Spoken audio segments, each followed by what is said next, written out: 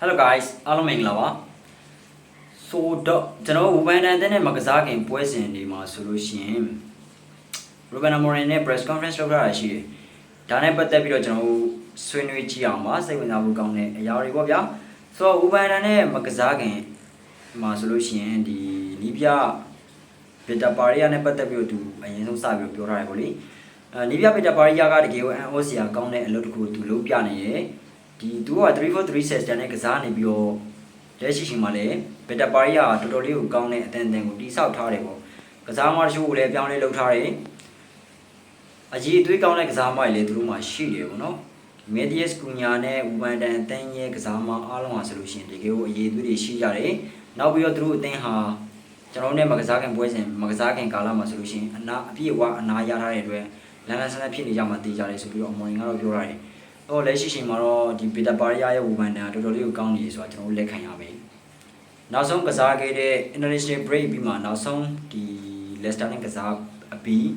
international break ပြန်စလို့ကစားတဲ့3ပွဲမှာသူ3ပွဲစလုံးကိုအနိုင်ရထားတယ် Southern Ipswich ဆိုတော့သူတို့အနိုင်ရတဲ့အထက်မှာ Spa တဲ့တော့ပါတယ် Spa ကို 4-2 ဆိုတဲ့ရလဒ်နဲ့ကိုအနိုင်ထားတာဒီပွဲစဉ်မှာဆိုလို့ရှိရင် Spa ဘောလုံး position ကိုင်ထားရဆိုပြီးလို့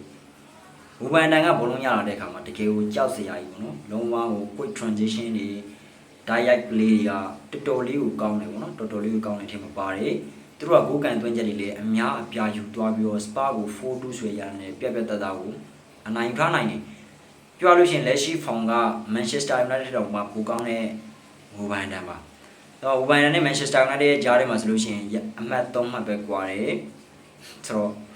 ့ကျွန်တော်ကြည့်ရမှာပေါ့နော်ဒီနေ့ပွဲစဉ်ကတော့အသင်းတွေဘယ်လောက်ခက်ခဲတဲ့ပွဲစဉ်ဖြစ်လာအောင်မလဲပြီးကြတဲ့ရှေ့တကြောကတော့ကျွန်တော်ဝူဘန်တန်အသင်းကိုတွားပြီးတော့ကစားတဲ့အခါမှာ 2-0 ဆိုတဲ့ရလဒ်နဲ့ရှုံးလာတယ်ဒီတကြောမှာ United ဘယ်လိုတုံ့ပြန်နိုင်အောင်မလဲပေါ့ဆိုတော့ကိုရီကတော့ကျွန်တော်တီးကြတဲ့အတိုင်းပဲရှေ့တရက်ကမှပဲဒီ Lion အသင်းနဲ့ Uber League ဒုတိယကြောကစားထားတာမနေ့ကညဆိုလို့ရှိရင်ဝူဘန်တန်နဲ့ထပ်ပြီးတော့ကစားရမယ်ဆိုတော့အသင်းအတွက်ကတော့ဒီယာတီတာပရီးမီးယားလိမှာအရှိန်တွေတော့ဆိုးနေတာပွဲချက်တဲ့ပွဲစဉ်တွေကတော့တကယ်မလွတ်သေးဘူးပေါ့နော်မလွတ်သေးဘူးပေါ့ဆိုတော့ဒီလိုမျိုးအရှိန်တွေပါကျွန်တော်တို့ဘယ်လိုဖြစ်လာကြမလဲလို့ထင်တယ်ဆိုတော့ပွဲချက်သုံးသက်ချက်နဲ့ပတ်သက်ပြီးတော့မနေ့ကဆိုတော့မှကျွန်တော်တို့လုပ်ပြီးသွားပါမယ်ကျေးဇူးပါပေးကြလို့ကျေးဇူးပါထပ်ပြီးတော့ကြည့်ရမယ်ဆိုလို့ရှိရင်လူငယ်ကစားမတွေနဲ့ပတ်သက်ပြီးတော့ race ယူသွားမလားဆိုပြီးတော့မေးထားရပေါ့နော်ကျွန်တော်တစ်ချက်ကြည့်အောင်မှာဖြစ်တယ်ပေါ့စီနီယာကစားမတွေကဒီကိုဓာတ်လို့ဆိုလို့ရှိရင်အတန်းအတွက်သူအမြဲတမ်းအဆင့်သင့်ရှိနေတယ်ဆိုပေမဲ့လို့လိုင်ယွန်နဲ့ကစားခဲ့တဲ့ပွဲစဉ်မှာဆိုလို့ရှိရင်သူတကယ်ပင်ပန်းနေတာကိုကျွန်တော်မြင်နေပေါ့နော်နောက်ထပ်ပြီးတော့ဒဏ်ရာရနိုင်ရှိရဲ့ကစားမတွေကိုလည်းကျွန်တော် risk ယူပြီးတော့သုံးဖို့မတင်ဘူးသူတို့ရဲ့ကစားရချိန်တွေကိုကျွန်တော် manage လုပ်ပြီးတော့တေချာကစားခိုင်းမှရမယ်ဆိုပြီးတော့ပြောရတယ်ဆိုတော့ဒီဘယ်လိုပွဲထွက်လာမလဲဆိုတဲ့ကိစ္စနဲ့ပတ်သက်ပြီးတော့ဘယ်ကစားသမားတွေကိုသုံးလာမလဲကျွန်တော်တေချာမသိသေးဘူး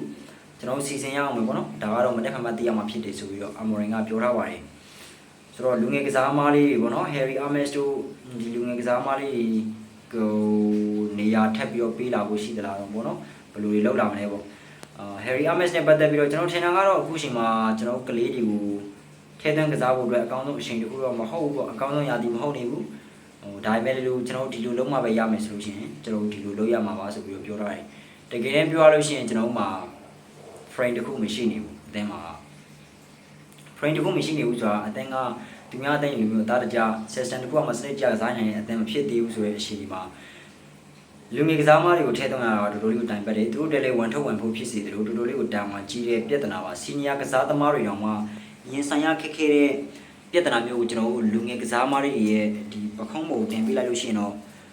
တော်တော်လေးကိုမှခက်ခဲတဲ့အချိန်တွေတခုပေါ့နော်တော်တော်လေးကိုခက်ခဲတဲ့အချိန်တွေတခုဖြစ်တယ်ဒါပေမဲ့ကျွန်တော်တို့လူငယ်ကစားသမားတွေနဲ့ပတ်သက်ပြီးတော့သုံးမရတော့မယ်ဆိုလို့ရှိရင်တော့အမော်ရင်ကတော့သုံးသွားဖို့ရှိရဆိုပြီးတော့ပြောသွားတယ်တခါလေမှလည်းကျွန်တော်ဒီလိုမျိုးလုပ်ရတယ်ပေါ့နော်ဒီတခါလေမှဒီလိုမျိုးလုပ်ရတာမျိုးရှိရယ် Eden Heaven နဲ့ပတ်သက်ပြီးတော့ပြောထားတာကတော့ Eden Heaven ကမကြခင်အချိန်တွေသူပြီးခဲ့တဲ့တိတ်မကြခင်အချိန်တွေကကစားသွားခဲ့ပြီးတော့အဲ့ဒီအချိန်ကတော့ကျွန်တော်မှဒဏ်ရာရကစားမတွေအများကြီးရှိနေတဲ့အတွက်ဒီ Eden Heaven ကိုလူငယ်တင်းကနေကျွန်တော်ခိုးသုံးခဲ့ရတယ်ဆိုတော့ကျွန်တော်ပုံမှန်လည်းဝန်ခံတယ်ဒါပေမဲ့လို့ Eden Heaven ဟာတကယ်အားကိုးရတဲ့ရှေ့ဆောင်ပြသခဲ့တဲ့အတွက်သူဒီတစ်ခါအဆင့်သင့်ဖြစ်တဲ့အခါမှာဆိုလို့ရှိရင်တော့အတန်းတွေကတခြားကစားသမားတွေနဲ့နေရာလူဖို့အတွက်အပြိုင်ဆိုင်ကစားမှာဖြစ်ပြီးတော့သူ သူလည်းဒါတွေကိုအစင်ရင်ဆိုင်ဖို့အတွက်အစင်တန်းဖြစ်နေလိမ့်မယ်ဆိုပြီးတော့ပြောရတယ် Eden Heaven ကိုတော့အမော်ရင်ကတကယ်သဘောကျနေပေါ့နော်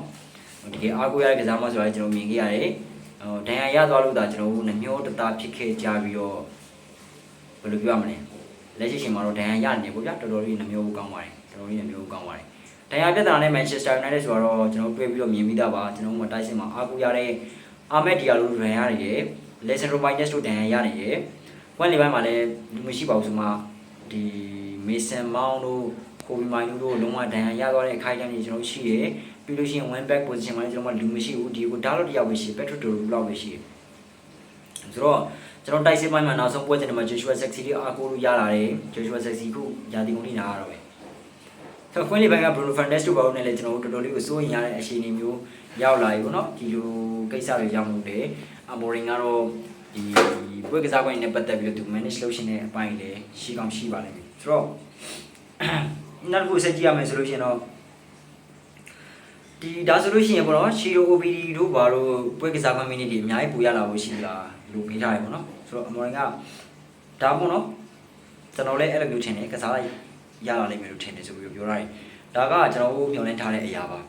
Shiro OB တို့ Harry Ames တို့ပွဲကစားကွင်းရဖို့ကျွန်တော်အများကြီးမျှော်လင့်ထားကြတယ်ဒီတိုဘီကိုတွေကတော့ဗောလေလက်ရှိအသင်းအနေနဲ့ယူပါလိကိုအများကြီးအောင်ဆိုင်ရမယ့်အချိန်မှာဆိုလို့ရှိရင်ပရီးမီးယားလိမှာလူငယ်ကစားသမားလေးနဲ့ပတ်သက်ပြီးတော့ကျွန်တော်အများကြီးမြင်ရဖို့ရှိပါတယ်ကျွန်တော်မနေ့ကလည်းပြောပြီးသွားပြီပေါ့နော်ဒီသတင်းနဲ့ပတ်သက်ပြီးတော့ဆိုတော့ကျွန်တော်လူငယ်ကစားသမားလေးနဲ့ပတ်သက်ပြီးတော့အများကြီးမြင်ရဖို့ရှိပါတယ်ကျွန်တော်တိုက်စစ်ပိုင်းမှာဆိုလို့ရှိရင်လည်း Joshua Zexi နဲ့ဒဏ်ရာရသွားပြီ Westman Washington တယောက်ပဲရှိတဲ့အနေအထားမှာအမော်ရင်ကလည်းဒီ rotation လုပ်ပြီးတော့သုံးပါပါ Shiro OB တို့ဘာလို့အများကြီးမြင်ရဖို့ရှိပါတယ်ပြီးလို့ရှိရင်ဒီ one back နေရာမှာ Patrick Dorgu တို့ဘာလို့Patrick Dorgu ကတော့ဘယ်ညာကစားနိုင်လဲဆိုတော့ Diego Dalot ဟိုထုတ်ပြီးတော့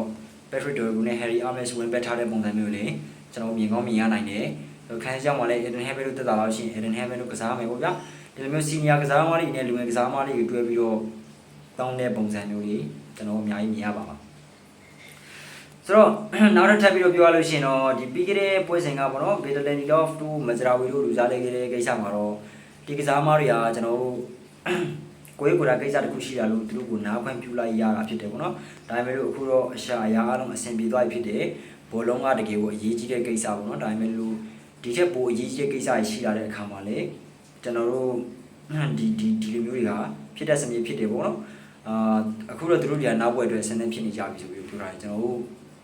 ဒီ Mazraoui တို့ဘာလို့လူစားလဲခဲ့တဲ့ကိစ္စမှာဆိုလို့ရှိရင်ဒီ Laniro နဲ့ Patrick Dorgu လက်တိုင်ပတ်နေတာဘာလို့လူစားမလဲကြလဲဆိုပြီးကျွန်တော်ပြောကြတာတွေရှိတယ်ဒါပေမဲ့ဒီကစားမတွေကတော့ personal ကိစ္စနဲ့ပတ်သက်ပြီးလူစားလဲလိုက်ရတာပေါ့ injury ပြဿနာတွေတခြားပြဿနာတွေရှိရမဟုတ်ဘူးဆိုပြီးတော့အမော်ရင်ကတော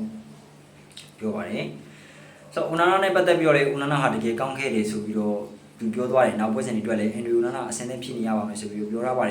်ဒီပွဲစဉ်မှာ Andrew Onana နဲ့ပတ်သက်ပြီးတော့လေတကယ်ရှိချူဖို့ထိုက်တယ်ပေါ့နော် Onana ဟာဆိုလို့ရှိရင်တကယ်ကိုကောင်းတဲ့ကာကွယ်မှုတွေ safe တွေလုပ်သွားတယ်ပထမပိုင်းမှာပဲကြီးဒုတိယပိုင်းမှာပဲကြီးပေါ့နော်ဆိုတော့ဒီပွဲစဉ်ကတော့ Onana နဲ့ပတ်သက်ပြီးတော့ကျွန်တော်တို့နည်းနည်းတော့ appreciate လုပ်ရလိမ့်မယ်သူအနေနဲ့ရှိမှအမှားတွေများခဲ့တဲ့ပွဲစဉ်တွေရှိရဆိုပေမဲ့အမှားများခဲ့တဲ့ပွဲစဉ်တွေမှာတော့ save ပြီးတော့ကျွန်တော် appreciate လုပ်တဲ့ပွဲစဉ်ကတော့ appreciate လုပ်ရမှာပေါ့ဗျာဒီနေ့ပွဲစဉ်မှာတော့ Onana ကာဗာပေးသွားတယ်ကောင်းသွားတယ်ဆိုတာမှန်ပါတယ်တကယ်လေ Andrew Onana ရဲ့ lesson နဲ့ပတ်သက်ပြီးတော့ဂုဏ်ပြုပါတယ်ပေါ့နော်နောက်ပွဲစဉ်တွေမှာတော့ပါမလားမပါဘူးလားမသိဘူးပေါ့ဆိုတော့အခုနောက်ကဝူမန်တန်အကြောင်းပြောတဲ့အခါမှာ Matheus Cunha ရဲ့နာမည်ကိုထုတ်ပို့ပြီးတော့ပြောသွားတယ်အဲ့ဒါဘာလို့မရလဲပေါ့နော်သတင်းထောက်ကတော့အဲ့လိုမျိုးထားတဲ့ပုံမှာအမော်ကတော့ဟောဒါကတော့ပေါ့နော် Matheus Cunha ကဂိုးတွေအများကြီးသွင်းခဲ့တာကိုကျွန်တော်မှတ်မိလို့ဥပမာပေးခဲ့ရုံပေါ့နော်